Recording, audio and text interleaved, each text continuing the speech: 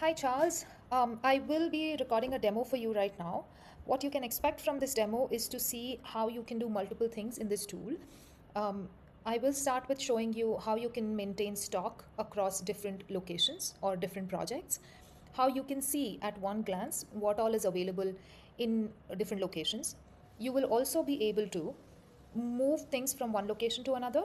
For example, if you see that the bricks are low in number at site A, but they are a lot on site B, and you want to move some from there, you can actually generate that movement within this app, and the relevant people will be notified about it. And then once that movement is done, it will start reflecting in the stock again. So that's one. The other thing that you'll also be able to do is, suppose a site manager finds out that they do not have enough material. It could be like a bunch of material, it could be bricks, cement, wood, bolts, whatever. They will raise a request with you about getting these products. You will get that request. You will approve or refuse that request. If you've approved that request, it will go to the purchase department, who can then generate different POs for different vendors, send it across to them within the tool itself. And the person on the site, once they receive the product, they can mark that PO as something that they have received. And once the receiving happens, it will go to the accounting department, which can then make the payment for that bill.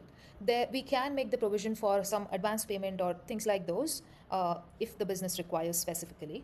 So those are the things that I will be showing you right now. Keep in mind that this is just a demo, and we will be completely able to customize this basis your needs, and this can then be shared across with any number of people that you want to internally, and they will have different kinds of permissions to deal with this app. And then lastly, you will also be able to use this entire app and their functionality on a mobile phone. All right, I'll see you on the other side. Thank you. Now I'm going to show you the inventory that you can manage across your different locations and what that stock could look like, and if you can transfer between two locations. So for example, these are all your construction products. Say you have bricks or cement or paint or washers or whatever. Let's pick this. You have a dining table and you have 23 units of it available, and you now want to look at all of these products, their availability between different locations. So currently these are the three locations that we are considering. So Indiranagar 100 feet and 80 feet. If I go to stock report, I will be able to see, you'll be able to see all the products that are available and the locations at which they are available and the quantity in each of these locations and the total quantity, right? So let's take the example of the dining table. It is 15 in one location, 6 is in another, and 2 in one more. Now, for example, if you're looking to move 5 dining tables to this location which only has 2, you can actually move and do that operation. You will say, I want to, you will assign somebody who'd do it. So let's assume this person is doing it, and this is an internal transfer. I want to transfer it from Indiranagar to 80 feet. And what I'm going to transfer is a dining table, and I would transfer 5 units of it, right? So this can be done by the admin. You can control who all can move this. What you saw here is we moved 5 units from Indiranagar to 80 feet, and now you can go and look at the report again, and you will see the numbers have changed, right? 10, 6 and 7 instead of 15, 6 and 2, right? You will also be able to see different views the way you want for different kind of products also.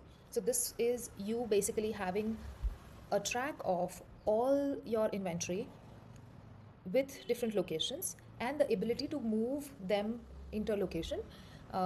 And then on the back of it, you can, so the operation that we did right now, we assigned somebody on it, right? So you will be able to assign your internal contact for it, and they will get a notification in their phone that they need to do this transfer, right? So in this one, Abigail will get this notification and they will move 5 units from this to this.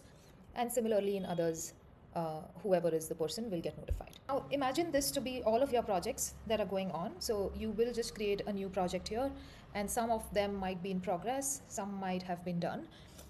And within these projects, you will be able to plan the activities that need to be done, the time that it will take, and the people that it would require. So for example, if we look at this home construction project, this is the timeline under which this was supposed to happen. There are 11 tasks within it. And then within the project itself, you are also able to generate invoices. So within this project, these are the tasks. So you will do wiring, solar panel, motion sensor, roofing, interior designing, furniture, painting, elevator, and all the things that you think this project requires. You can put them here. You can put the dates that you think this project will work on, these tasks specifically, and then you can assign it to the employees. You also can just assign it to a supervisor if you do not want to have, like, obviously all the human resource that you have into the system. It could just be your site supervisor or somebody like that. And you will be able to see the timeline of the project also. So what you see here is a Gantt chart. These are the dates in the month of March, and these are your tasks that you've put, that the wiring will take this much time, the roofing will take this much time, this is the person who's responsible for it. You're going to see how the approval process is going to happen. For example, the site manager sees that they need a few materials, and they would need to raise that request with you, Charles, or somebody else in the team. Once you approve that request is when this request will go to the purchase department. They will be able to create different POs for different vendors. And once those POs are processed, the site manager might receive all the materials at some point. Once they receive, they mark it as having received at certain site. The account department will then be able to make payments for it. We can certainly customize it based on if we want to do advance payment, if there is like a 60-day grace period, or whatever those payment terms are. We will be able to have different payment terms for different vendors configured within. So the person will create an RFQ request. Suppose this person is Mark, and they want it at the 80 feet location. What they're looking for is getting a dining table, maybe 5 units of it. Yeah, we love dining tables, don't we? He might also need some cement. Let's assume 1 ton of it. They will have to assign somebody who they want to receive the approval from. So in this case, this person is Mitchell. Let's assume Charles is Mitchell. And once they've selected all of this, they will be able to submit this request. Now, right now, because my ID here is Mitchell, I am Mitchell right now, I will be able to, as you can see, look at all my approvals, right? So if I go to my approvals, I will see that I have received an approval request from Mark, and he wants these items. And I might say, okay, get it. So I will approve this request. And then once the request has been approved, obviously, you can create RFQs. And they can send this RFQ. They can actually send it directly or email it directly to the person. Once the RFQ is sent, right? So here's the email sending the RFQ. You can configure like an email or a WhatsApp entity here. We confirm the order, so the PO has been generated. Site manager will receive these products, and they will be able to mark as these products being received.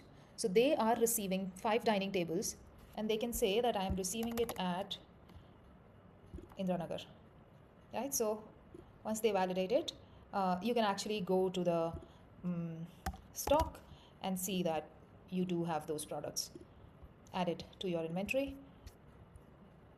Yeah, so you have 15 dining tables here again. So what we saw here is site manager sent you an approval request, you approved, and that generated an RFQ.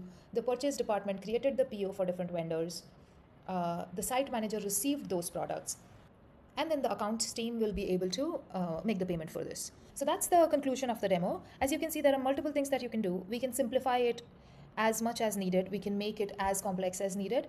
We can have different functionality enabled for different people, and that should be able to save you a lot of back and forth in terms of keeping a track of what is going on at all of your sites.